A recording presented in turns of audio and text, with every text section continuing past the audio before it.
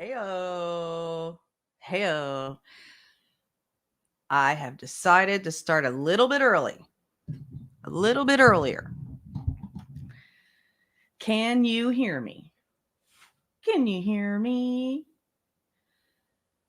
I'm going to unmute this coverage right here. And this is a 4-victim murder trial with a complex scene and a lot of digital forensics. So I'm not surprised that the defense would want to push this out if they do seek to push it out. I think we've seen so many trials that have gone very quickly. Murdaugh comes to mind. Darrell Brooks comes to mind. Those defendants didn't waive speedy trial, and it was within the year that the thing happened. But that is very much the unusual case when it comes particularly to homicide cases. These things normally take several years to get to trial. So I wouldn't be surprised. Yeah. You have to wonder what. Yeah, Kohberger Liberty. Yeah. In lockup, Hello, what Leo. kind of also mental state that he is in, and what that experience has done to him mentally. If he is in a rush I'm doing great, to get to trial, or if he's willing to wait. We really have no idea. The only thing that people can do is truly speculate. I want to get to the questions as we noted, and I want to point out our system has since been upgraded. We can now, and actually it's prioritized. If you put in hashtag HeyJB or Emily on Twitter/X, that actually appears now at the front of my panel on this screen in the Stream Center. So Twitter shows up first, followed by YouTube, and then Facebook. Let's get to Marie's question. Hashtags for us both. Hey, JB. Hashtag Hey, Emily. Do you think that the international attention this case has affects the court's ruling on allowing camera access? That's why I wanted to start pressure on the court. Hey, Marie. Hello, interesting that she's asking about international attention because she is watching from Ireland. Emily. Hey, Marie, I think that the court is much more focused on the local community and access for the local community, because that's going to be John Judge's first concern. And this is the community likely where he lives as well. This is a small community. So I think the local attention is more, but I know that the judges are aware of the international attention. We've seen him put that in rulings as well, saying that he wants to be mindful of how much attention there is on this case and balance that with the defendant's right to a fair trial. So I think the first consideration is local, and then it goes broader. How about this one? This is I thought of this one, Emily. Judgmental. Maybe you can, because you saw the live stream pop up from Judge's page. So I'm being asked a question by Liberty. What's your opinion of the court being hearing being streamed on Judge's YouTube channel? You know, I understand why he's doing it. You have to balance the public interest with the media interest, but also the defense. And one of the reasons he said that he did it, and this was talked about earlier in the stream that we're watching right now, is that the judge felt that the media, the pool cameras, were focusing way too much on focusing on Bryan Kohberger, on every little movement he made, focusing on his hands, on his face. And, I tend to kind of agree with that, but also that's kind of what people want to see. People want to know that.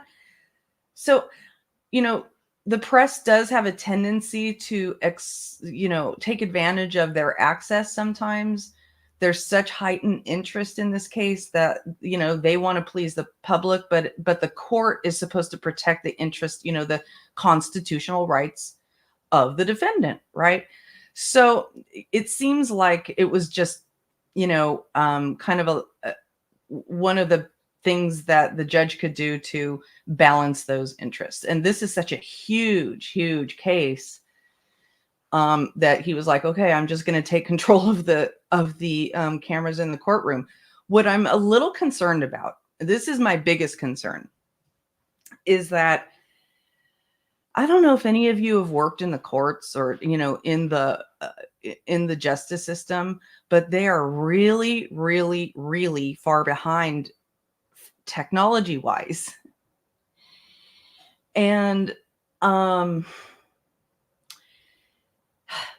so what ends up happening, I mean, you see them always bumbling around.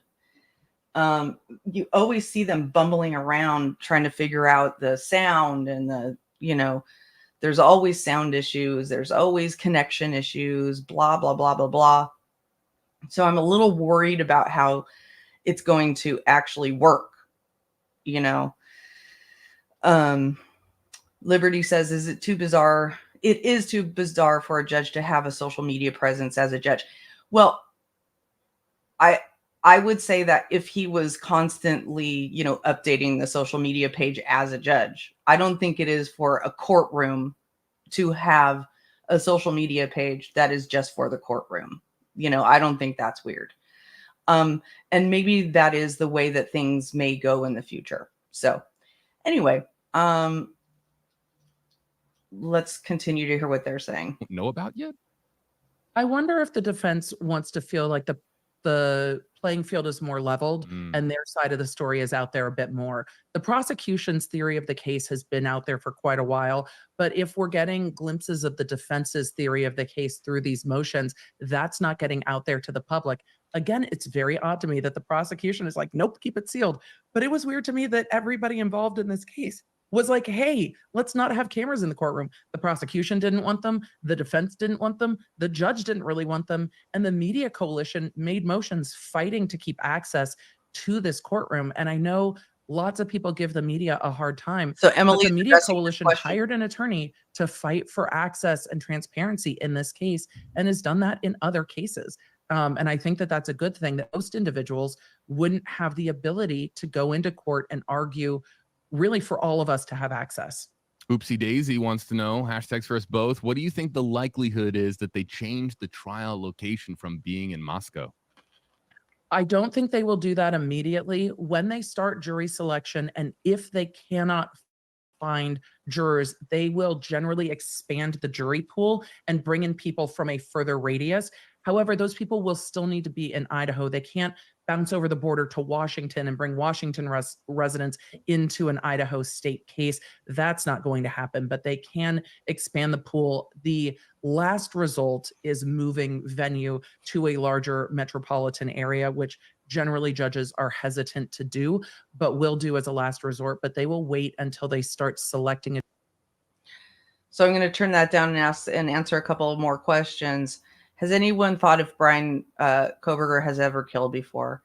You know, I don't come into this with an agenda about him. You know, I don't want him to be declared innocent. I don't want him to be declared guilty. I do believe that the circumstantial and forensic evidence is stacking up against him. I do believe there appears to be a case against him, but I also believe we haven't seen everything, and that the defense has their right to put on a very aggressive case against him. And they are putting on a very aggressive, not against him, for him.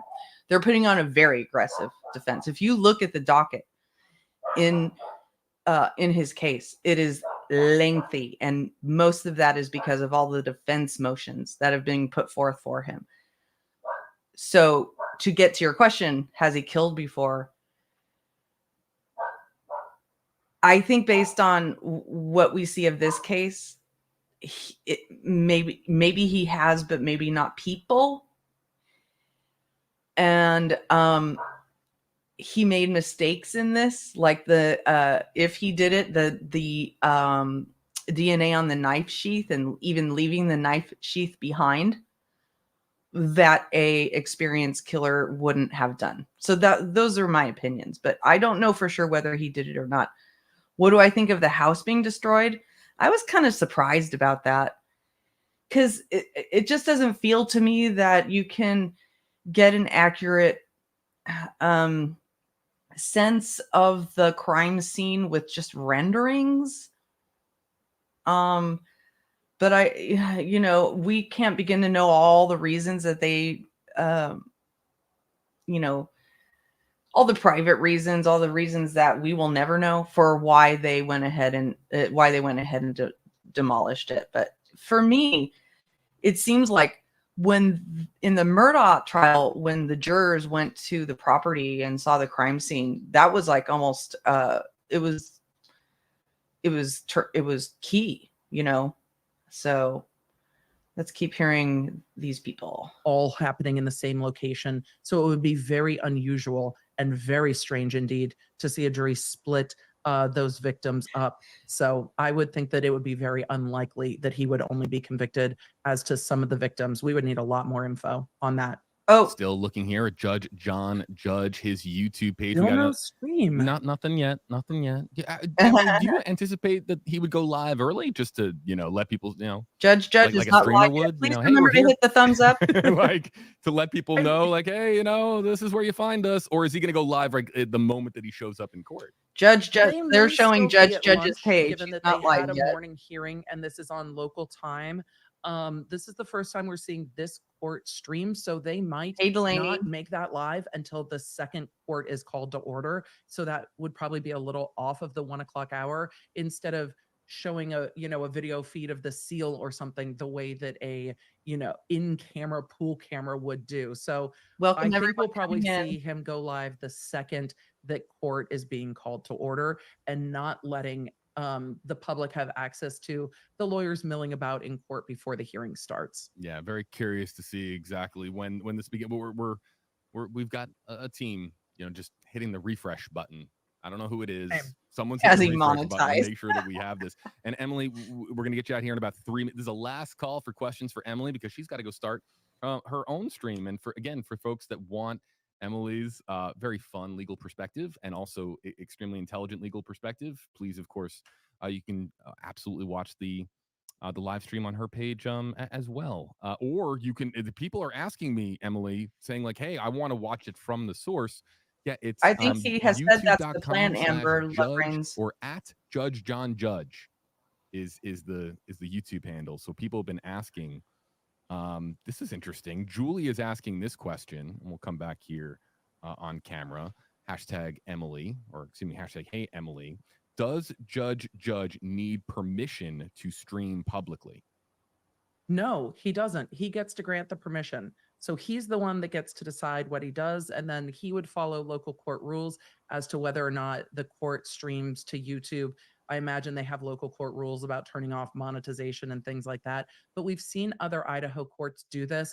I imagine, and again, this is just from A, working with judges, B, being a prosecutor, You're and C, funny, now having Delaney. friends that have taken the bench. I imagine he has talked to the other Idaho judges that have had high profile cases about how this worked for them in their courthouse and how it worked for them online. And he's taking notes from those cases where we've seen other judges do this in other Idaho cases. So I imagine he is well prepared for it. His court staff has talked to those court staffs about how it works, and they've shared that information. But he's the one that gets to grant the permission. Emily, we're gonna go. Familia, we got your question coming up. It's right there on screen. We won't forget about you. But really quickly, Emily, I just want to ask you, if you're Judge, you are very cognizant of the fact that this is a high profile national/international case. Does that change how much of his normal behavior and normal patterns and normal decision making process as a judge get influenced by the fact that this is commanding so much attention? One would hope not much. Right. You would hope that you just get a slice of regular court, and the same way you would if it was of intense local interest, even not international interest. But I imagine Judge is choosing to do things a bit more methodically, knowing that it is going to be streamed and discussed. How could you not? And so I don't know if it's this judge's normal practice to not rule from the bench. He waits and does written motions, but they're very thorough written orders. And I get the sense that that is his normal practice. They're sort of That he's answering your thoughtful, he question takes here, things Marie. under submission and then puts out a written order sometime later. And I don't think that's changed because of the streaming. But of course, they're cognizant of it because courts have to deal with all of the intense floods of emails that the courts get about the case. They have to deal with other attorneys like myself talking about the case. They have people in their lives that are watching this coverage being like, I saw you on TV today. It's a very different thing. Most of the judges and lawyers that I know would never wish that their normal court workday be on a stream like this. It is not comfortable for anyone involved, and most attorneys don't become attorneys to be on TV. A few do, but most don't. Yeah. at the same time, can't help but wonder Good point, Emily. When our legal system is under the microscope with a case like this, as much as it is, if it almost serves as a litmus test for the mainstream public to say and ask themselves, does our justice system work? Like, is this what we're doing here in the United States? Is this working? Are we actually doing this thing called justice correctly? And so I always wonder about the mindset of judges when it comes to whether it's Murdoch or whether it's Petito or whether it's this particular case. Familia Christie wants to know, do you think that this is a case that will go cold due to huge media coverage? Do you think that outside influence? That's kind of a weird question. I don't think it'll go cold because of media coverage. No, I do not. And I think that the look on Emily's face when they said that kind of said it. I would also be surprised if we get a date today. But it's really based on this judge's track record, because this judge, and this has been said a few different times, has a tendency not to make bench rulings. He has a tendency to listen to each side and then make a written ruling later. So, and this is a rather important decision, because as I said before, the defense has gone to the table many, many, many times. What the defense has been this is essentially the defense's last ditch effort at trying to get the grand jury indictment thrown out on prosecutorial misconduct, on lack of sufficient evidence, inadmissible evidence, all kinds of things. And the judge already decided, he already denied those motions. He already said, nope, sorry, the trial is going on. But the defense has come back with new reasons. And at 11 o'clock, there was, and maybe it's still going on, a hearing behind closed doors, closed to all media, closed to the public, to talk about those things. So the 1 o'clock hearing is based on, one small portion of those requests. So I feel like his trial will last a month or two. I kind of feel like it'll last longer. Like, how long was the Vallow trial? And the Vallow trial, that was based on 3 deaths. This is 4 deaths. So let me just see what they're saying here. I want to make sure I'm not missing anything important. Information. Even in a Johnny Depp Amber Heard, most of the depositions and things had been made public due to the prior trial in the UK. This is a case where we're going to tune into trial and not know what's happening, what the witnesses are going to say, and how they piece this case together. And we're all going to watch as jurors, because there's not much information to be had. And speaking, the question I was going to ask you for a percentage on, I'll just ask it. You don't have to give me a percentage if you don't want to, Emily, but percentage chance that this actually does in fact happen this summer. The trial, that is. Come on, I don't Emily. know what else the defense needs. I don't think it's terrible odds that they set a trial date in the summer, but whether that actually goes or not will be different. I think summer is probably a good option for them, because the university will be on break. It won't be as disruptive to the community. So I would give it a 50-50 shot that it goes to trial in the summer. I don't know how busy Judge's calendar is and how much time they're setting aside for this trial. If this is going to be a 6 or 8 week trial, they really have to plan pretty carefully for that amount of time to be in trial. Emily Baker, folks, the one, the only. I think it's obvious when people watch us together that I'm such a fan of yours, just because of how much I've watched your content across multiple platforms. So all the best. I got to make my way up your way soon so that we can get together and meet. I'll give you a big hug. JP, I'm such a huge fan of yours as well. I love what All WFLA has done here. The mutual compliments, we get it. That's what we do. When we appear on each other's, we give them mutual compliments, and they are well deserved. But I have been checking Judge's page, and he is not live yet. I also like Emily Baker, but sometimes she does throw cold water on, some of the things I want her to say. Okay. Should we do a poll? I'm going to do a poll. I'm going to do a poll.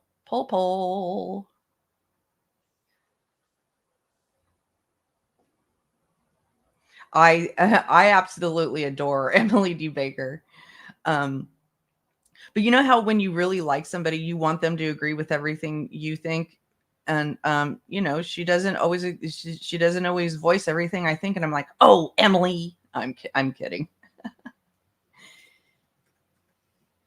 I'm writing a poll right now. I am writing a poll. Will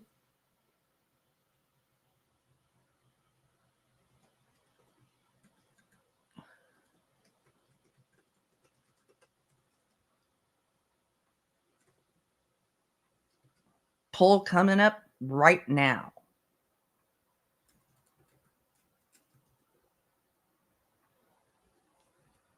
All right. Get your voting fingers ready.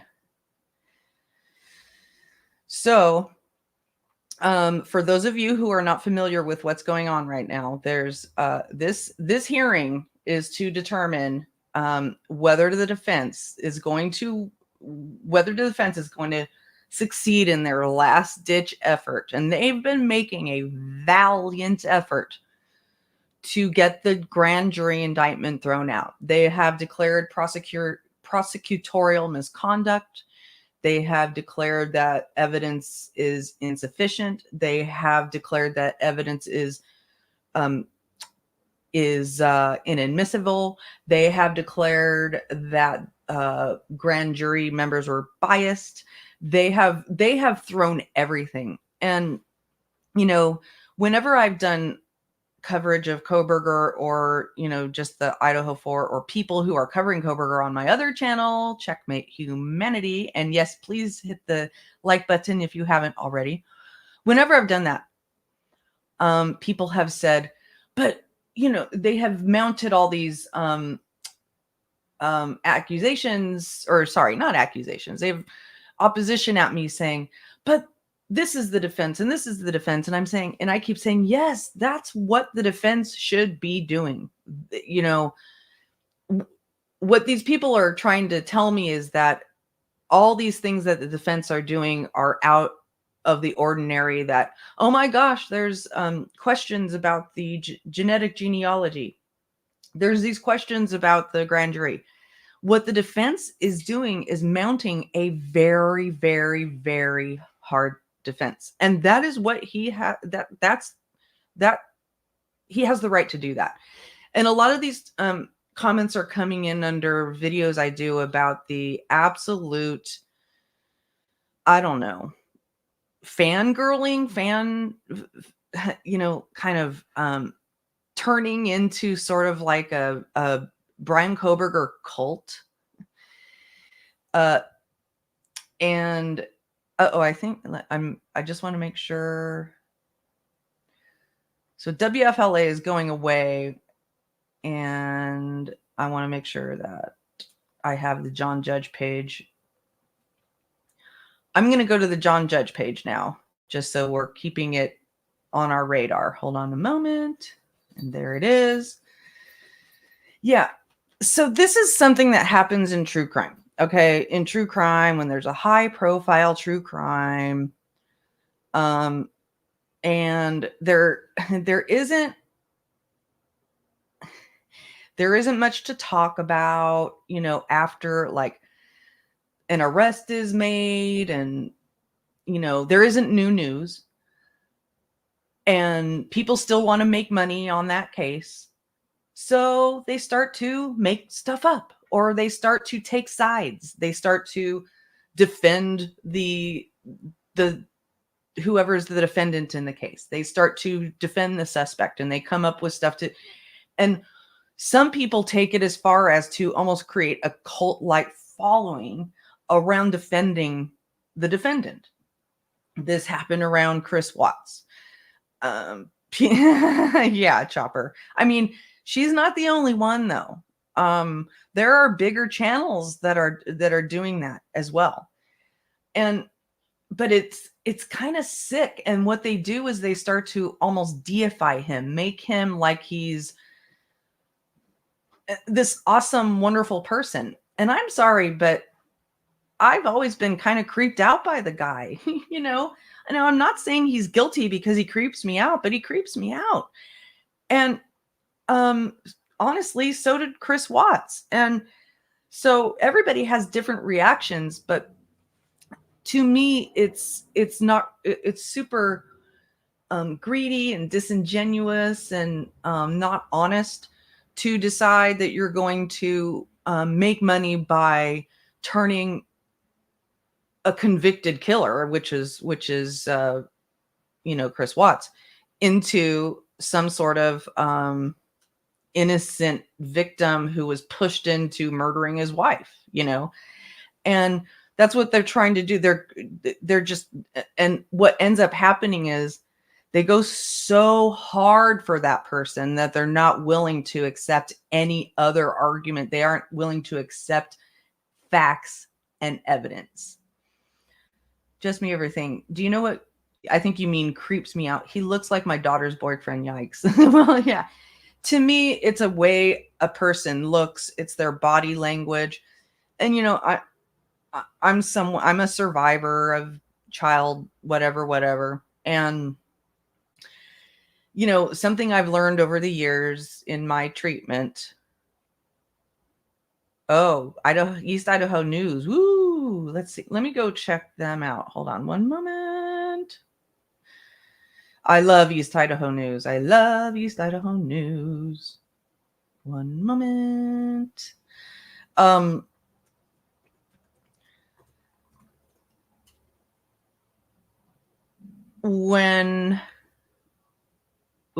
Yes, that's true. They are on standby. Let me share this tab instead. So thank you very much, Marie. I really appreciate it. And I always appreciate your support. So when someone has gone through, and many, many people that are probably listening right now in the true crime community have been affected by things that, have this same kind of trauma. You hold it in your body, okay? It's not something it's not a visual memory. It's not a listening memory. It's something that is held in your nervous system, okay? So when your nervous system in any way, shape, or form encounters a creep, you feel it. Exactly, Liberty. The body keeps the score. If you have not read this book and you have childhood trauma, this is a must read for anyone with any sort of childhood trauma, because the body keeps the score. Okay. So it helped me understand why, every time I walk into a bathroom, I feel sick. Okay.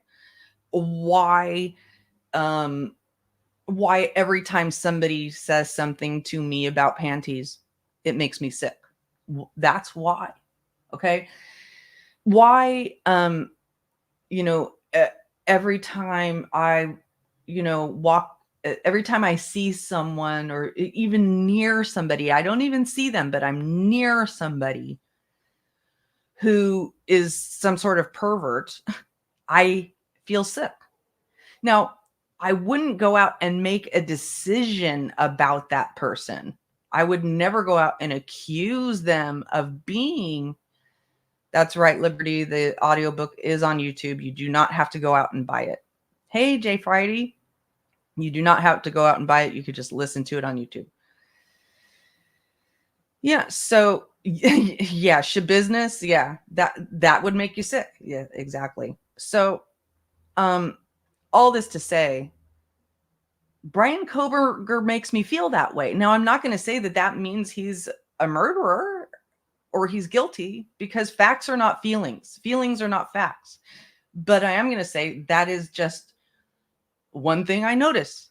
He creeps me the fuck out. He just does. Now, people wonder, gosh, you know, what would this guy's motive be? What would this guy's motive be? There are just some people who have a need to kill. They just have a need to kill, and you just can't explain it. If any of you watched the Jeffrey Dahmer documentary, I'm still checking Judge's page. It's not live yet, just letting you know. And we're still on East Idaho News, which is very reliable. So, shoot, what was I just saying, you all? That's why I try not to get too distracted when I'm live.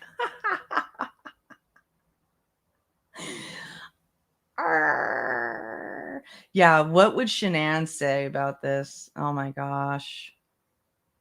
Oh my gosh. Someone feel free to remind me about what I was just saying. Please remember to hit the thumbs up. This is what, oh, motive. Thank you. Thank you, the real Micro K, who I thought was somebody else. Dahmer motive. Yes. Okay. Some people just have the need to kill. If you watch the Dahmer series, and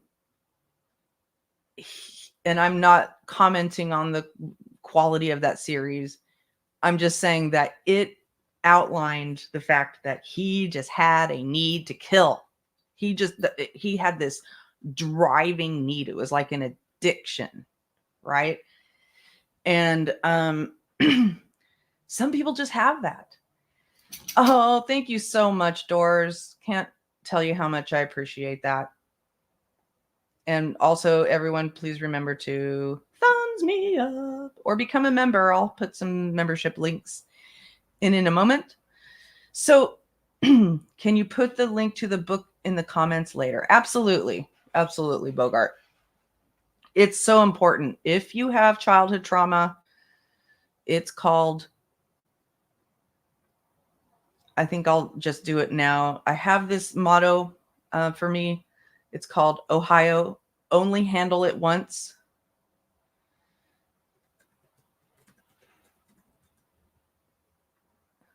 The Body Keeps the Score audiobook.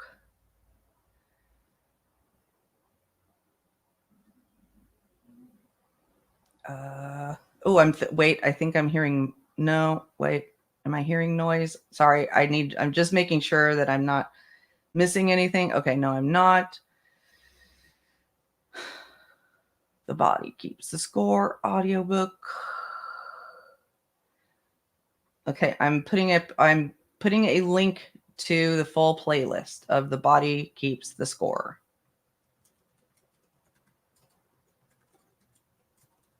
It's by a legendary professor of neurology in Boston. There you go. So I just highly recommend that you all read that. Sorry for the distraction there. And we still do not have any live feeds anywhere. And this is par for the course, you know. People get in late to the courtroom. People get in late to, you know, sometimes there are, I'm going to see if there's any comment in the East Idaho News feed to see if they know what's going on. One moment. Doesn't look like it. All right. Any questions in the chat? Yes. Feelings aren't facts. And you know that that was an important thing for me to remember when I was going through my kind of growing up in adulthood period,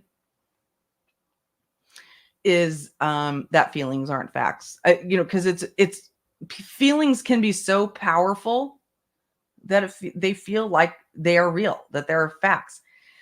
And anyone who knows that I have a channel where I post my therapy singing songs. I sing for therapy. And one of my favorite songs is called There There by Radiohead. Radiohead is my favorite band. And one of the lyrics in there is, just because you feel it doesn't mean it's there. And that's about feelings are not facts. Chopper says, I just want the defense to explain why Bryan Kohberger was in Idaho when he went to the university in Washington. Well, For the delay. here we go. Here we go. Woo!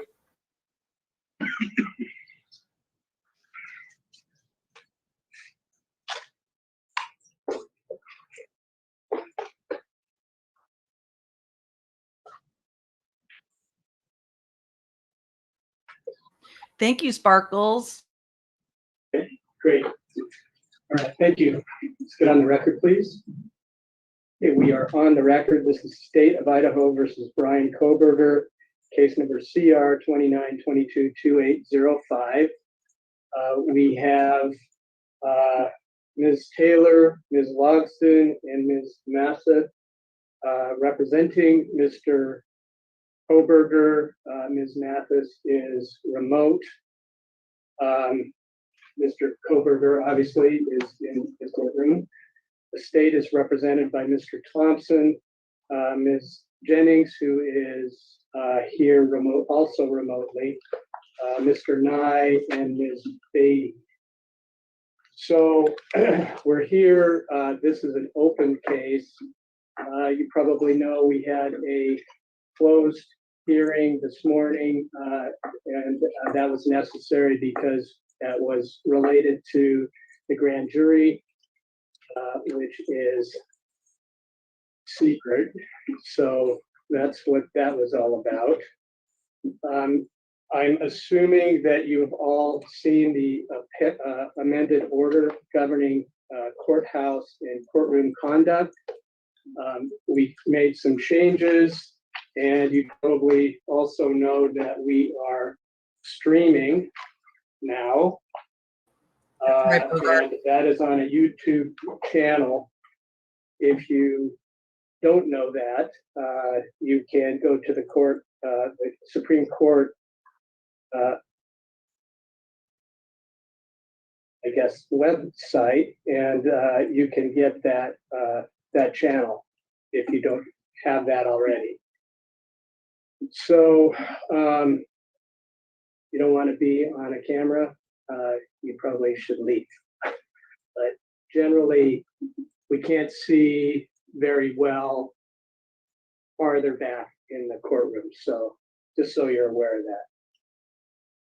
So today, we are addressing reconsideration of the order denying motion to dismiss the indictment, and that order is focused on the claim of inaccurate instructions to grand jury. Also coupled on that is the potential for permission for appeal for interlocutory order. So, and a stay of proceeding in the case.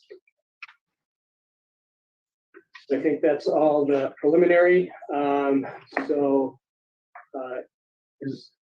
Ms. Taylor. Mr. Logston will be arguing, Your Honor. Okay, Mr. Logston. I'm gonna, I guess, be succinct since we argued almost the very same thing this morning. But in essence, what we're asking the court to do is to give us the court's blessing to take up the issue to the Idaho Supreme Court. I think the court has noted that it's certainly an interesting issue.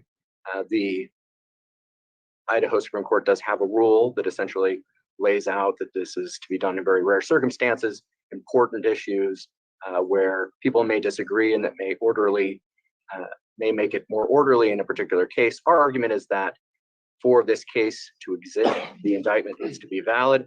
If there's something wrong with the indictment, that's something that certainly should be addressed. We're also concerned about the fact that there is case law that says that if this case goes to trial, issues with the indictment may become essentially mooted by that. and would never be answered. And there's relatively little in the way of case law in Idaho in the last 20, 30, 40 years. And so without permission to appeal, we may never get an answer on this. And certainly that's very important to Mr. Kohberger, because whether or not there's a valid indictment in this case is going to decide whether or not he sits here and whether or not a trial should occur, et cetera. One of the major issues is whether or not that's going to have an issue with the timeliness of this case. And my understanding is that's going to be the next argument that comes after this one. And so we believe if a trial is set out as far as we think it ought to be, that an appeal at this point won't disturb where we think a trial should occur in any case. And in any matter, this isn't our attempt to achieve some delay. This is our attempt to make sure that our client is getting due process at every step in this case, and that nothing is being left, no stone left unturned. Thank you, Judge. Thank you, Mr. Logston. Mr. Nye? Thank you, Your Honor. I want to start with the rule that was just referenced. It's Idaho Appellate Rule 12, and it governs interlocutory appeals. And the criteria in that rule set out two factors the court is supposed to consider. The first is whether or not there are substantial grounds for difference of opinion. And on this particular issue, as the court stated in its order, the standard of proof for grand juries in Idaho has been consistently probable cause for at least 3 decades. That doesn't sound like substantial grounds for a difference of opinion. And in fact, the defense conceded in their opening brief on this issue that, quote, the whole of modern jurisprudence on this issue is against this novel theory that they've raised. So they haven't met that first factor. The second one asks whether an immediate appeal may materially advance the orderly resolution of the litigation. And I have not yet seen in their briefing or heard in their argument any path forward for them in which winning this appeal materially advances this litigation. I think if we're all being honest with ourselves, a trial in this case is going to happen. And the question is when. And if we send this case up on appeal, even if the defendant wins, the law clearly allows for us to bring the case back. Even if the Idaho Supreme Court goes out on a limb and says, you're right, the standard of proof in a grand jury should be beyond a reasonable doubt, we could use a normal complaint and probable cause hearing in front of a judge. So it would be the same standard yet again, and we would go in a whole circle, basically resetting the case to be where we're at today. We need to get to a trial in this case. And that brings me to my final point. I'll also try and keep this short. There are secondary factors that the Idaho Supreme Court has looked to in addition to that rule, even when those first 2 factors are met, to decide, is this actually the case that we want to take an interlocutory appeal? And my read of those secondary factors is it's really asking, like, what is the effect of this appeal on the litigation and on the parties and those involved? And I would just like to point out to the courts, under the rules, this is Idaho Appellate Rule 13F, and it's talking about the stay upon permissive appeal. And it says in F sub 2 that the granting of a motion for permission to appeal under Rule 12 by the Supreme Court automatically stays the entire action or proceeding until the appeal is terminated. So at that point, there's no more discretion. It automatically this case hits the pause button. But more than that, Your Honor, it continues and says, and during that time, the district court or administrative agency shall have no power or authority over the action or proceeding. We're not just talking about a stay in the proceedings. We are talking about this court losing its power and authority over this case while the appeal makes its way through the appellate process. That is going to cause significant delay. As we're about to have an argument or a conversation at least about scheduling. And there is a lot that needs to be done before this trial happens. And this court will have no power to address those issues if this case is pending on appeal. Now, in full disclosure, there are some exceptions to that rule, but it's the exact same exceptions that apply to an appeal as of right after judgment. So it's things like you can change the sentence, you can sentence the defendant, you can change bail, things like that. But for discovery, we've had the genetic genealogy issue that's still out there. We're working and making progress on, but pause button on that, pause button on discovery, pause button on change of venue, pause button on motions about experts and who can say what. It would significantly delay this litigation, which brings me to my final point, and that is I don't want to lose sight of the fact of the seriousness of this case. We are talking about a quadruple homicide. Under Idaho's law, not only are those who were killed victims, but every single one of their immediate family members is a victim. And in this state, in Idaho, our victims have a constitutional right to a timely resolution of the litigation. We are already quite a ways out. And the idea that we would hit the pause button and take power away from this court because there is a interesting issue for the Idaho Supreme Court to address is not something that this court or any court should tolerate. It's time for a trial, Your Honor. Thank you. Mr. Nye. Mr. Logsdon? Reply. Judge, once again, we believe this to be an important issue and one that is worth getting a glance, at least from a higher court, rather than being tucked away and forgotten in the maelstrom that is to come. As the state undoubtedly knows, trial won't put an end to this case. This case will go on for 28 years if they do actually achieve a conviction. So the idea that somehow we're running towards something and that's going to do anybody any good from their standpoint is, I think, false. What we're trying to do is make sure that the things that occur in this case are done correctly. And if you want to talk about how long things are going to take, get some stuff wrong and then see how long it all takes. We're asking that the court would give us permission to go and see if the Idaho Supreme Court would be willing to weigh in on this particular subject. Whether or not the case makes its way to trial at some point is, in our mind, just part of what the court has to look at, particularly in a case where the state's decided that it wants to try to kill someone. Thank you. Excuse me. Well, first of all, this is a reconsideration of the order relating to dismissing the indictment, whether or not the standard for proof on a grand jury is probable cause or beyond reasonable doubt. I don't think we've done anything wrong about that. That decision was put out quite a while ago. It's rooted in well-settled law. And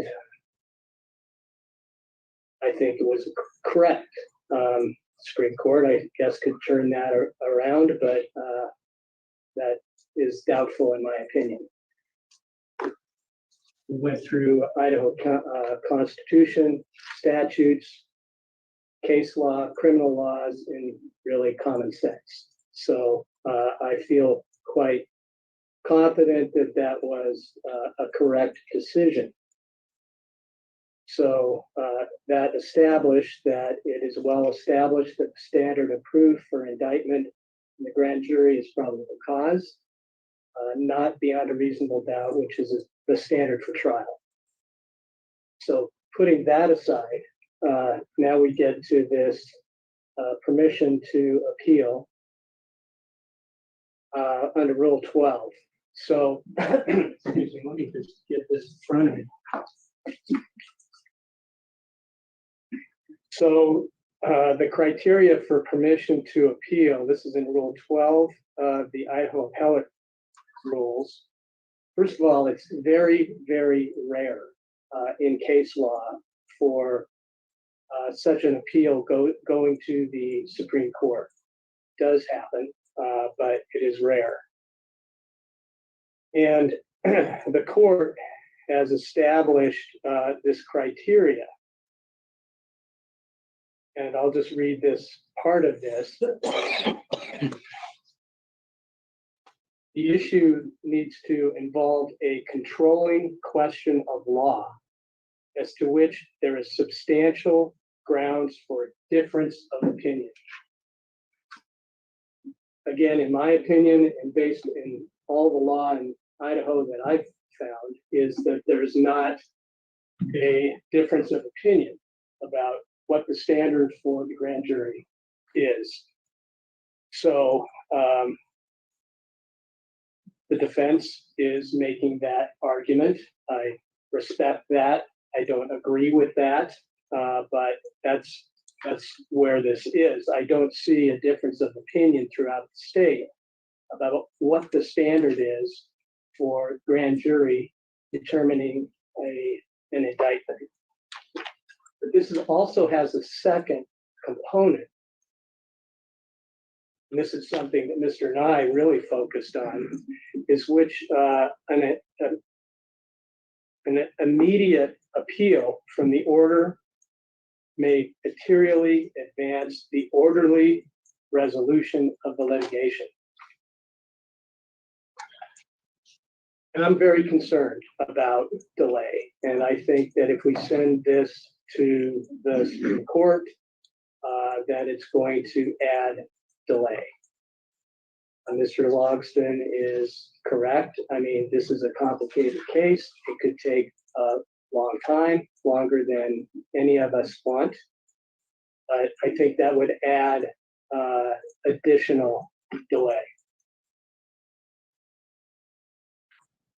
As I said, I'm already concerned about that. We're over a year.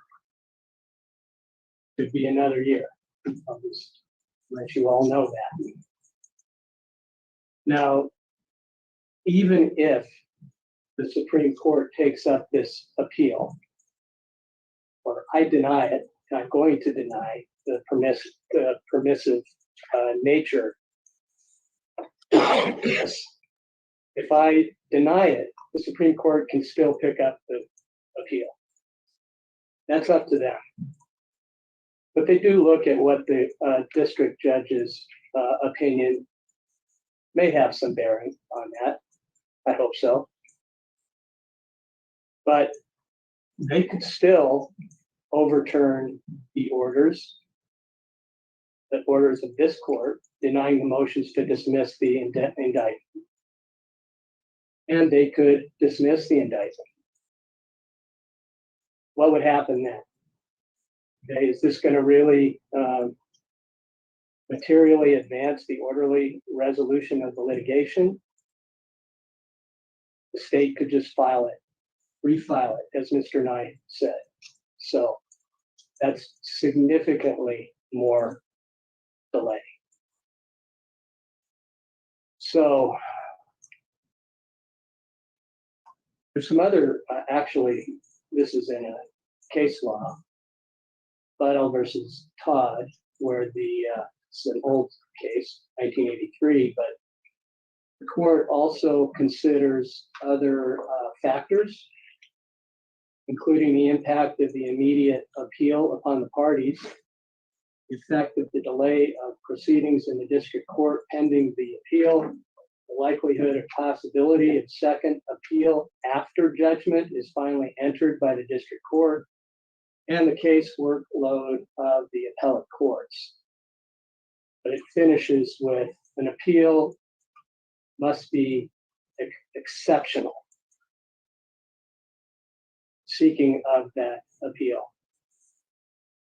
Because the Supreme Court doesn't broaden the appeals, which may be taken as a matter of right under Rule 11. So, in my opinion, I do not find that the criteria is satisfied for a permissive appeal. There's no controlling question of law where there is substantial grounds for difference of opinion. The law is settled as far as I'm concerned, and there's no difference that I'm aware of.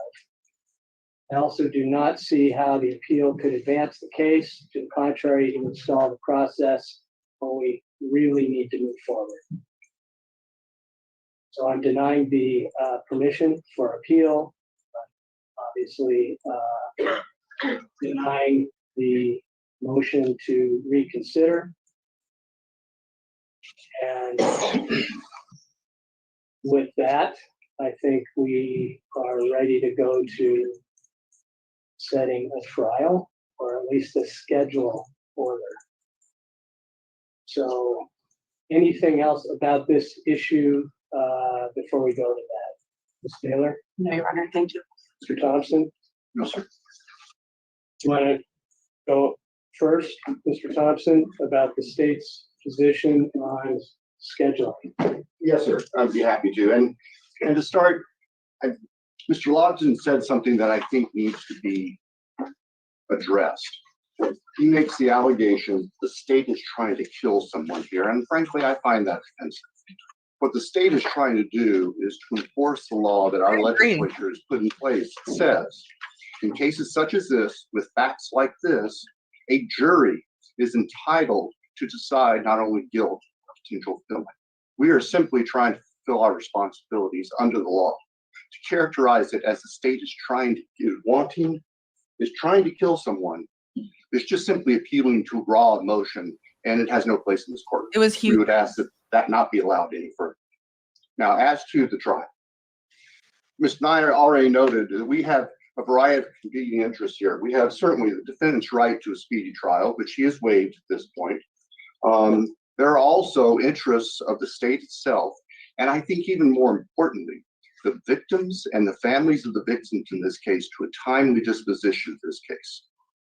Granted, this is a complicated case. It is a very serious case, and a lot of effort needs to rightly be put into it to make sure that the case is handled correctly. At the same time, we need to also balance the need to move forward in a constructive, productive fashion. When the state filed our motion asking for a scheduling order and trial date, which was a little bit over a month ago, we proposed the summer of this year. And at that time, at this time right now, we believe that we could be prepared for trial summer of this year. We realize defense has factors and considerations they want you, Your Honor, to take into account, and certainly we want to afford them that opportunity.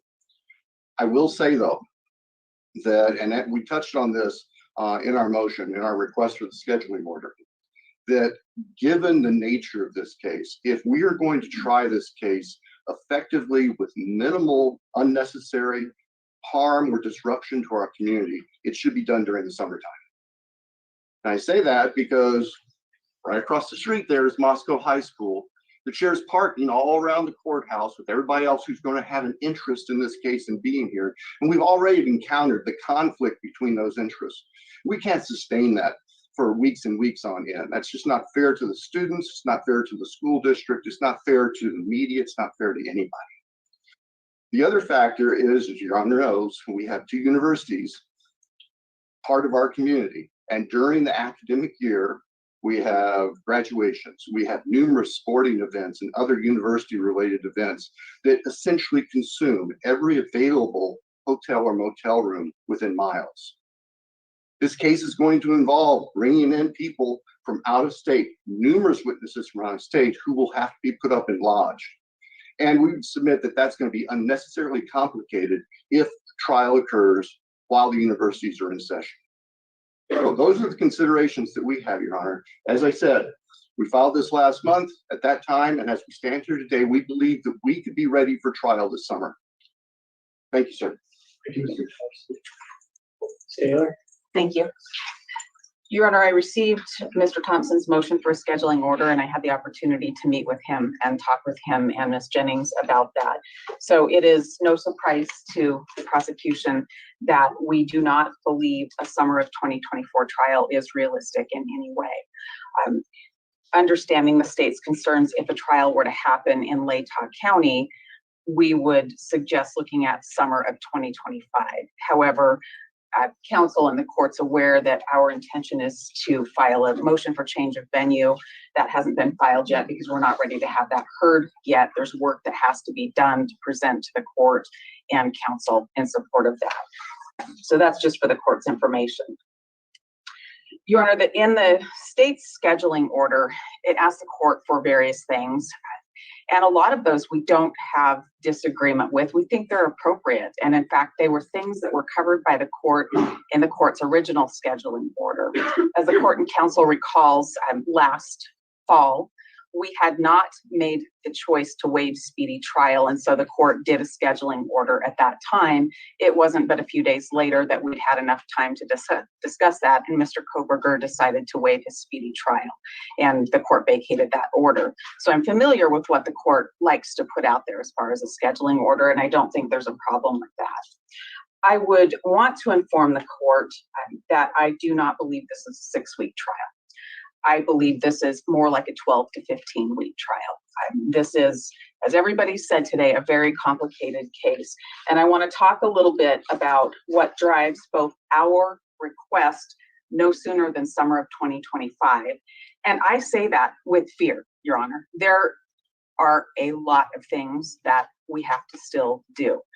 I want the court and counsel to know that we haven't sat around waiting for a scheduling conference to begin doing those things.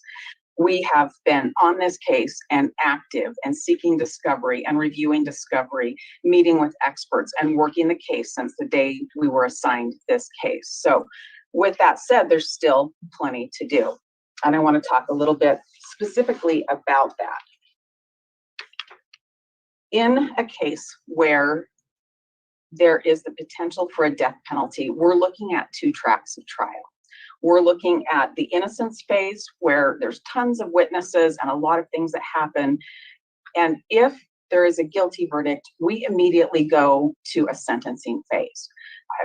That's up to the jury what happens there, but both parties have to be ready to proceed forward. So we don't get the luxury of focusing on our case, the state's investigation, our own investigation solely. We focus on that. We are working on that, but we are required to begin our mitigation case. That's what it's called, the penalty case. We are to put on mitigation.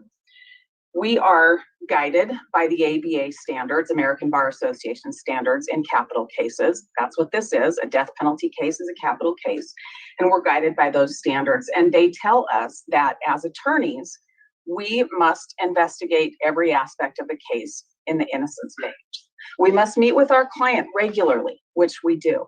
We must engage in experts and understand the issues that are coming, which we are. The American Bar Association guidelines in capital cases say we must hire a mitigator and there must be a mitigation investigation. We hired a mitigator, probably one of the very first people we contacted. And so that has been ongoing for 13 months almost as well. We have not been sitting back and waiting. Your Honor, in this case, the complexities are that there are special areas of focus. And when we get to trial, counsel for the state will put on experts to educate the jury on specific areas of focus, as will we. And it takes a while to get all of that done. In addition to that, this court knows everything is recorded. There's digital footprints all over the place. And so we have a lot of records that we have to go through. I know that the court has heard about 51 terabytes of information that we've received. And I want to tell you what that means. Ms. Massa found a statistic for me, and I want to tell you how much 51 terabytes of data is. And she found that. She was looking at Dropbox.com, and 51 terabytes of our discovery, to put it in perspective, 1 terabyte can hold 250,000 pictures. 1 terabyte, and we have 51 of those. Or 500 hours of high definition video, and we just have 1 of those. So 500 hours times 51, or 6.5 million document pages. And that's equal to 1,300 filing cabinets. And we have 51 terabytes, not just 1. So that's a lot. There's specialized knowledge.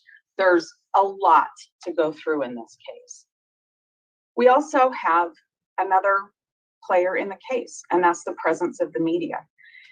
This is a case that has drawn a ton of attention from the media, and it continues to do so, and I don't think that's stopping anytime soon. The impact of that is that we have found that when we want to talk to witnesses, sometimes they don't want anything to do with us. Sometimes they're people that have already talked to the media too much, and so we shouldn't talk to them or bring them into the case. So that's just a complication. We're working through it. We're working around it. But that's something that the court has to be aware of. I want to let the court know that there are over 400 potential witnesses in the innocence phase alone. I personally and my team have talked to less than 10%, well, less than 10% of those witnesses. In the mitigation phase, our mitigation expert has been actively working the case. We've all been working alongside our mitigation expert. There are still well over 100 people left to try to contact and try to interview. And let me back up and explain what we do with mitigation. We are to learn Bryan's life story. We are to go all the way back to before he was born and learn his life story. We have to be prepared to talk about that in different ways. But it's not just a life story. We're required to go 3 generations back on each side, mom and dad. The court can imagine that there are a lot of documents that must be collected and examined and reviewed so that we are aware of things that we would need to present to our jury if we ever got to that phase. We have had a lot of trouble collecting documents. Sometimes it takes a court order to get documents. Sometimes documents are missing. Sometimes they're very old and you have to piece things together. We're working through it, but I want the court to know it takes some time for that as well. There are records yet to be obtained that we need in both sides. There are still experts yet to be hired that we need to find an expert that has the right expertise and will work on the case with us. We do have several, we're working with them, but there are still more that need to be found. And then let's come back to the discovery. I want to talk about some of the difficulties with discovery, and I want everybody to know that I am not disparaging the state when I say this. I'm describing a complication, a challenge, probably one that the state shares.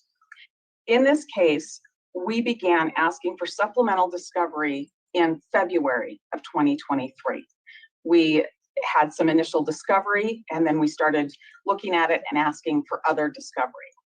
We are up to our 11th request for discovery, and there's, I think, 250 items total with subparts to that. The state will respond to us. They're not ignoring us. I'm not saying that at all. There's just a lot out there.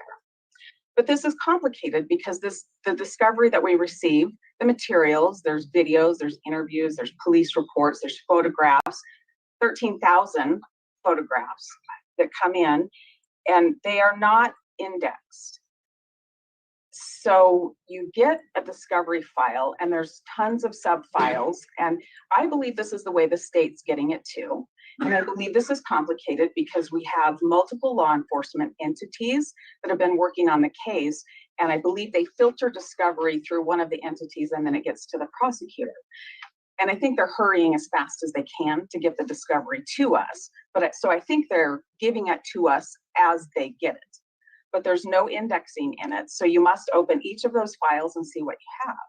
And you might have police reports in sequence, and then you might not. And you might have photographs, but you don't know which officer took them. You can tell where they are, but you don't know which officer, and you don't know what day because the officers were in that residence multiple times. So that's complicated to try to match all of those things up. There are things that we've asked for that have taken, it's just taken a long time. The court knows we've had motions to compel, and we've had some pretty lively debates about what certain things that we should have and certain things that they don't want us to have for other reasons. Those things take time as well. We don't have complete discovery. I don't think the state has complete discovery, but we definitely don't have complete discovery. I'll give you a couple of examples. There is a video that's a really important video, and we early on received some of it. And we are still waiting for the complete of it. The court would know from our 11th discovery request that there's still outstanding portions of that video that we need to have. And I think the state's working through it, trying to match up video and sound together for the completion, the full several days worth of video. but there's not even an estimated day when we'll get that. And that is critical for us to review and hear all of that. So that's an example, Your Honor, that is not us saying we just don't want to go to trial, we just want to drag our feet. That is us saying there are critical things that we don't have. I am very concerned about expert reports. We have a draft of one, the CAST report. The court had ordered that we receive the CAST report. It's a draft. I don't think the state has it. I don't think they're sitting back on it, but I don't have that yet. And there are completed materials all over the place like that we just don't have. Our team speaks with the prosecution team fairly regularly about these issues. We communicate by text and by email about things like this that are coming up. We've sat down and spoken with them. They're very open to talking to us, but this just isn't a closed deal. There has to be a deadline on discovery. There has to be a target date where that ends. And then there has to be time to make sure that we've read every piece of it, watched all the videos, looked at all of the photographs, and know where they came from. A few months from now is not a sufficient amount of time to do that. There is no possible way I can even read or watch everything I have now or react to things that are still coming in if we're to have a deadline in time for a summer of 2024 trial. There is no possible way that I would be effective in my investigation, in my presentation to a jury, if I don't have the state's expert materials ready to give to my experts and then give them a report to respond to. There is no way that I am effective assistance counsel if I haven't looked at every bit of discovery that's available. Recently, Your Honor, as recently as January 4th, we received discovery that contained 9,000 tips that law enforcement had obtained. And we've had, this isn't a new issue, I think the court's heard about this before. We've had bits and pieces of tips and they've come in and we've reviewed them, but the 9,000 new ones we received January 4th, those were closed out in October of 2023. And I don't think the state sat on them. I think that's an example of the process that they close them out so they can give them to us, but they go through other agencies before they get in the prosecutor's hands to give to us. I have to read every one of those 9,000 tips. There are things that matter to us in our innocence phase that have come up and been done, and I have to read them and appreciate them and react to them and see what's there. That's the duty I owe to Bryan. That's his right for effective assistance of counsel to have me do those things. Your Honor, summer of 2024, it's impossible for us to do it. Our team constantly meets, we constantly work. We are on this. This is our priority. Bryan's our priority, but we are not going to be ready in June 2024. Your Honor, I want to also talk about some of the other deadlines. One of the things in the state's motion for scheduling order had to do with the alibi defense. And as the court remembers, we had made some submissions and we needed more information before we could do anything more complete. We're still in that circumstance. But when the court vacated its scheduling order last fall, that was part of the scheduling order that was vacated.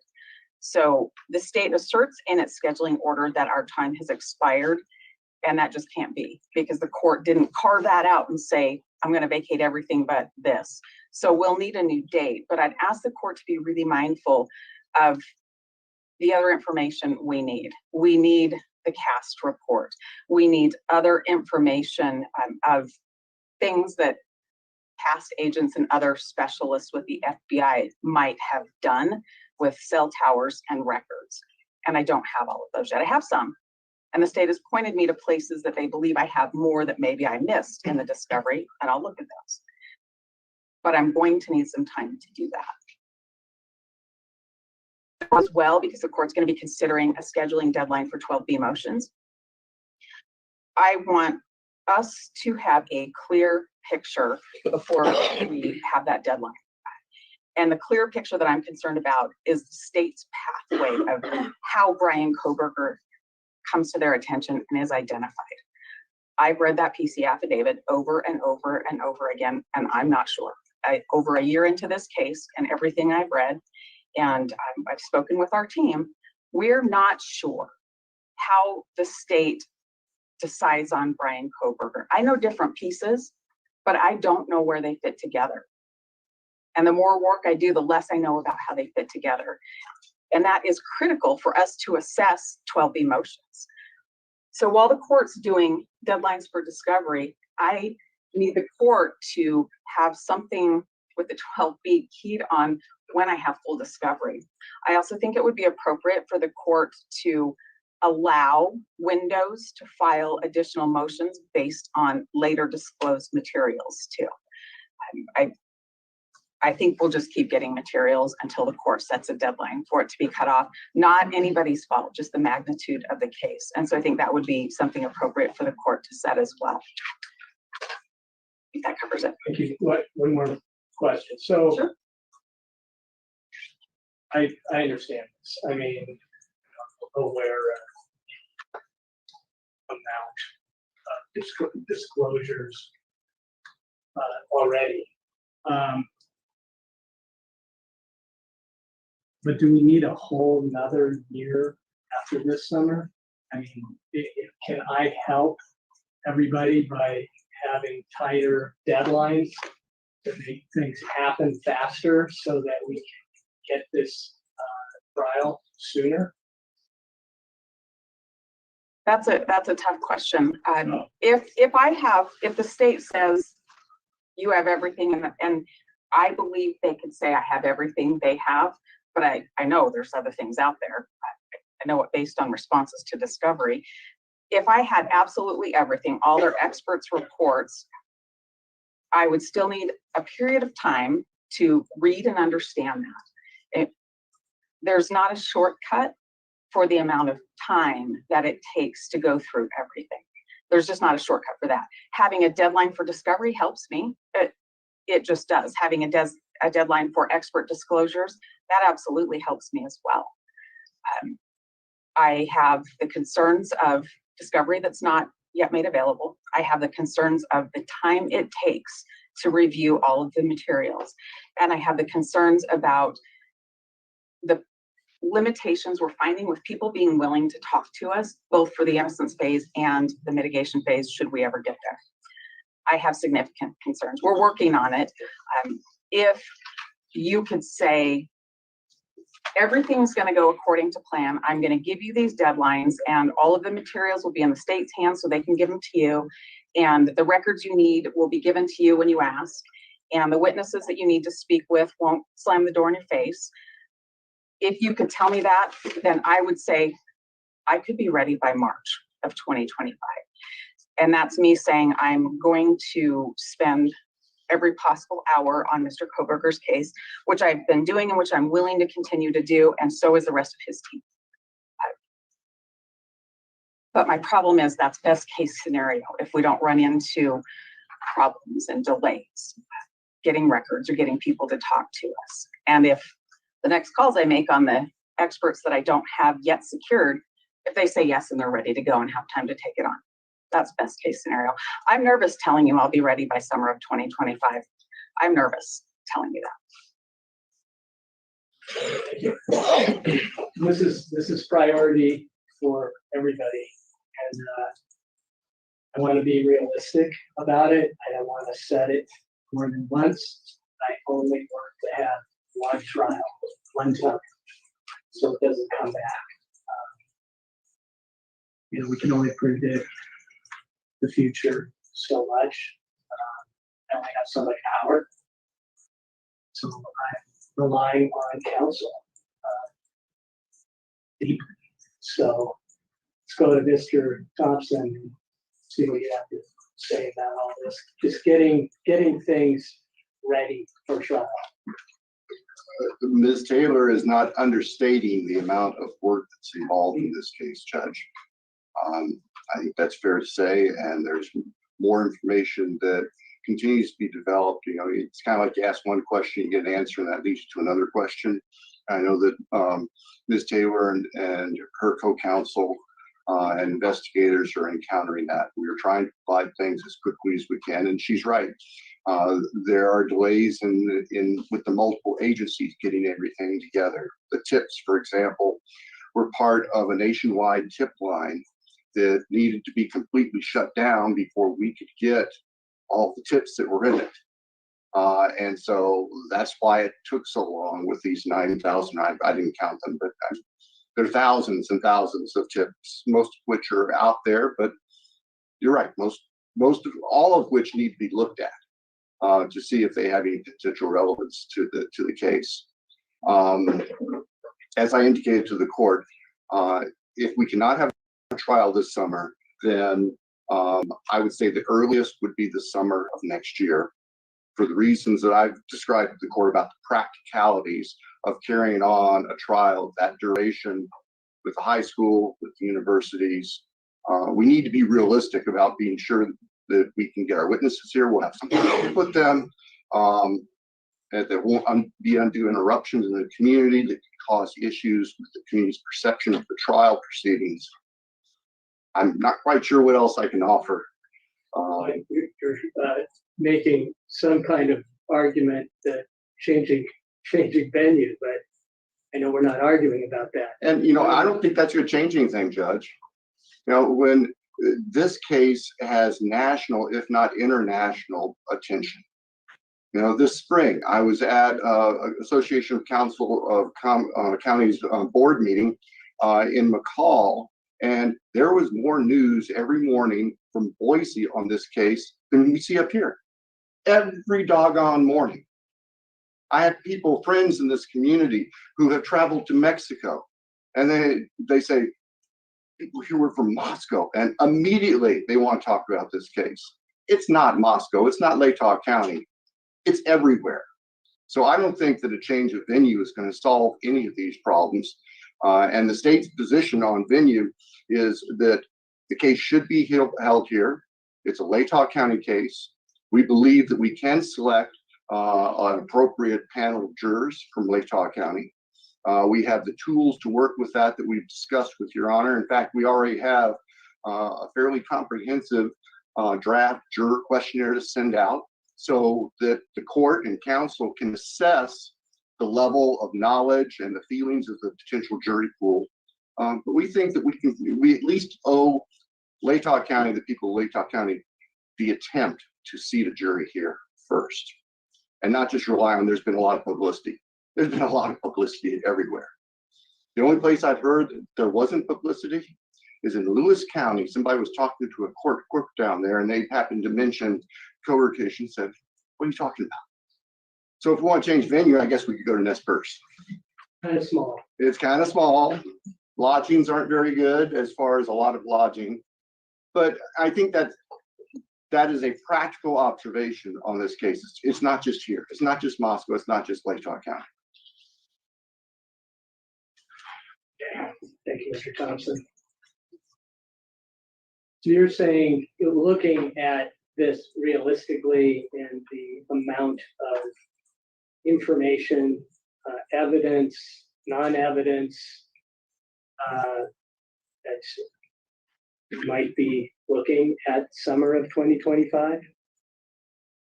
I'm saying that could be where we end up, Judge. I am still concerned about the victims and their families. I mean, they have suffered for well over a year now with a lot of uncertainty, and that's painful. It's an everyday reminder, and they need some certainty and they need some closure in a timely fashion. But we know we also have to make sure, as Your Honor just said a few minutes ago, that we only do this case once. That it doesn't come back on appeal, that it doesn't come back for subsequent things saying that somebody made a mistake. We want to do it right. And the factors are in front of Your Honor. I think that you're certainly in a good position to make the best decision. It's a decision that pulls me in two different. I appreciate that, Judge. Yeah.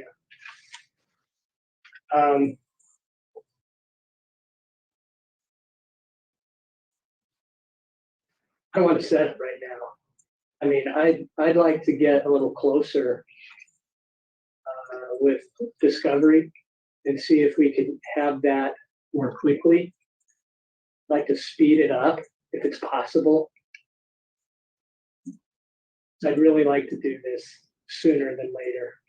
I mean, maybe March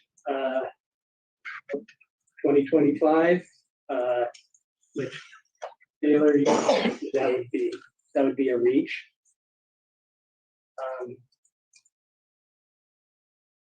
I just want to let it percolate a little bit. I know everybody probably here, including council, want a direct, certain date. But when you're talking about a date so long in the future, potentially, maybe we can get to a point where we can move it more quickly. I'm not going to just let it hang for too long, but it's really hard for me right now to set something in 2025, even though that might be just the reality. And I know that there's lots of other issues to be addressed. I know there are going to be a lot of motions. Going to be a lot of motions about the death penalty as well. So it's realizing to think that we have to have a case so far in the future. But if that's what is the right thing for everything to do it correctly, maybe we only have to do it one time. Because we don't want to do this twice. We don't want to do this 3 times. Because no matter what happens, okay, if he's convicted, it's going to be appeal, and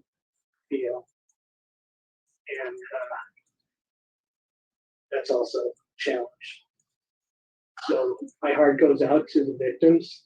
I can't even imagine the pain, the grief, because you can't really go forward with your life without this hanging over your head. So, sorry. We'll see. All right, so I'm going to contemplate a little bit. It's not like I have to set this within 2 or 3 months, apparently. And I want to do the right thing. Okay. So, does that conclude what we need to talk about today, Mr. Thompson? I believe so, Judge. Okay, Ms. Taylor? Yes, Your Honor. Okay, well, thank you all. We are adjourned.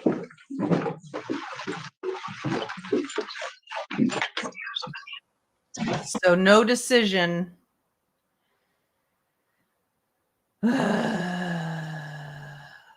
No decision. He's going to think on it. And, it is very, yeah, she does. That's what I was thinking, Music City Mom. She does look a little bit like that person looks a little bit like Ziggy. But anyway, no decision. He's going to contemplate. We'll be very much anticipating that.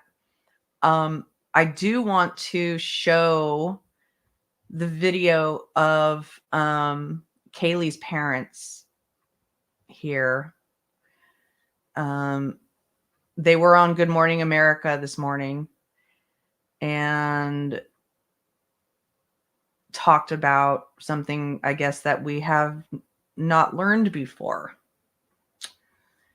But, oh, hold on.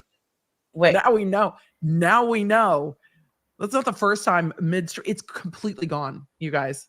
Completely gone. You use it or lose it. Emily's completely reaction. Gone. Emily's reaction. That's awful. It is live while it is live, and that is it. Jeez. That's spicy. All right, let's go to WFLA's feed. I'm Okay, I'm gonna show this. Hold on.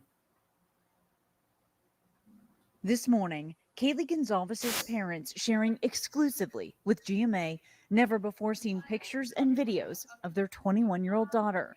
This is a type of, you can like season with these, and like can't really season with them, but you can cook with them. Yeah, I know that's in front of the tower. Yeah. This is in front of the University of Idaho Tower. The family still waiting on a full digital copy of Kaylee's phone from authorities. These are the last moments of your child's life, and you're sitting here fighting with somebody who just doesn't care. They were able to collect some of Kaylee's belongings from the university over the summer, which raised concerns for them about how well possible evidence was processed, including a trash can from Kaylee's room that was full and appeared untouched. We opened it. It was a little squeezy applesauce thing like you would give to like a toddler. Yeah. It did not appear to have been gone through. Police saying they had gathered more than 100 pieces of physical evidence from the scene, along with some 4,000 photos and 3D scans of the residence. Still, frustration mounting for the family over what they consider a lack of communication and a rush to tear down the home on King Road. Christy describes for the first time how Kaylee was found. It's my understanding Kaylee was kind of sitting up and had fought. Oh God. Yeah. And the way that room's put together, if you come through that door, you can't get out of that room. Completely, totally trapped. Yeah. You're in a Tiny, bed. tiny room. The bed was the entire room.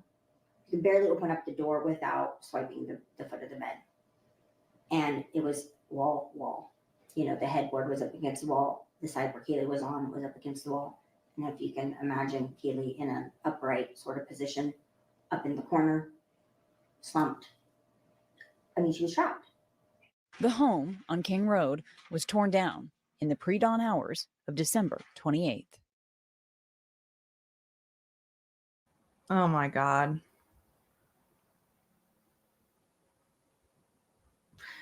You know, for the parents to even hold on a moment. Hold on. I need to get some. Sorry. Okay.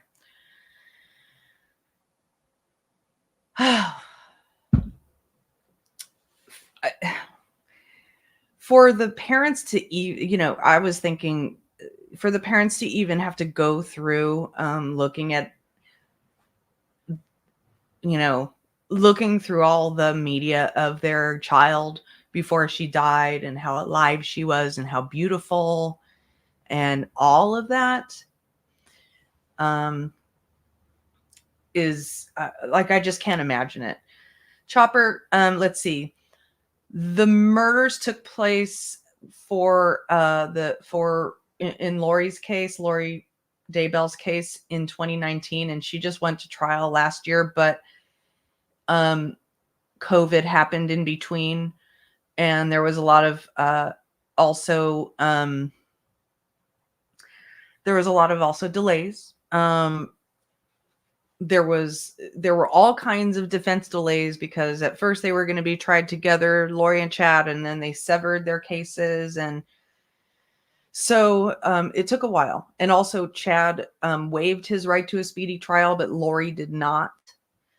In this case, Bryan has waived his right to a speedy trial.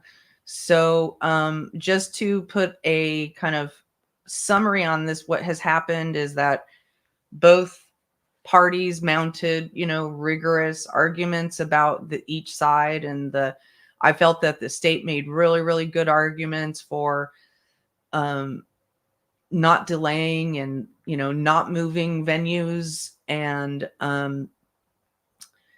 basically it sounded like the defense was just whining about doing their job. But you know what? They have every right to mount their reasons for it. And I think what the parents of Kaylee Gonzalez are doing are, on a time basis, when they know that there are important hearings coming up, they leak important information about what happened for almost a public appeal. And what we just watched was them revealing that she was found in an upright position. And yes, they had to find out how their daughter died from the mortician. And so they're still somewhat complaining about, communication, the open communication. And I think that's one of the reasons that there's a big push for a speedier trial, for no more delays in the trial, is because the families are just dying for this to be over with. And, they have a right for this for a speedy trial as well. But also, things need to be fair. Things need to be fair, and Bryan Kohberger has a right to a defense. So I don't envy the judge's position, but I also think that the defense is going to put up as many blockades as possible. And that's what Chad Daybell's lawyer was doing. When Chad Daybell's lawyer put in a motion to take himself out of the case, honestly, it was his last ditch effort to get the death penalty taken away. Because they probably didn't want to delay that trial any further. So the judge was put in the position of, do we take the death penalty away, or do we deny this motion? And the judge denied that motion and said, no, Mr. Pryor, you must stay on the case. So I just want to quickly address, who was it who was trying to join? Oh yeah. So Music City Mom, there's also a join button. If you're on your computer, there's a join button on the channel, right next to where, there's a subscribe button and there's a join button, and you can hit that button to hit join. And that should work. Maybe if you're trying to hit the link from my chat, it's not working there. So I apologize. Let's see here. There was something else.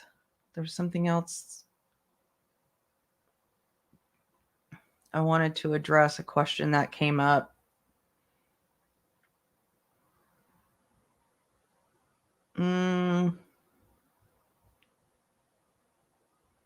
Question that came up. I'm sorry. There was a question that came up that I am now missing.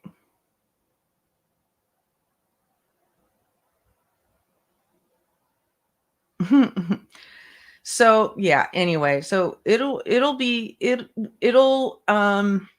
very interesting to see what the judge comes up with. He seems like a fair judge. He also seems like a very conservative judge. He's also difficult to read. He's difficult to read. And that's the way it should be, honestly.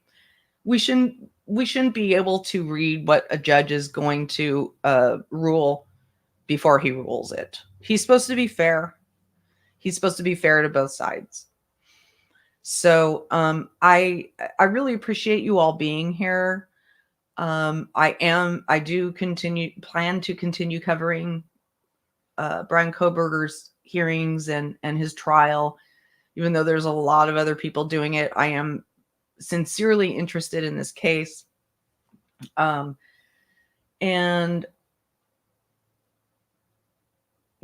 I just hope that you, I cover cases from the perspective of,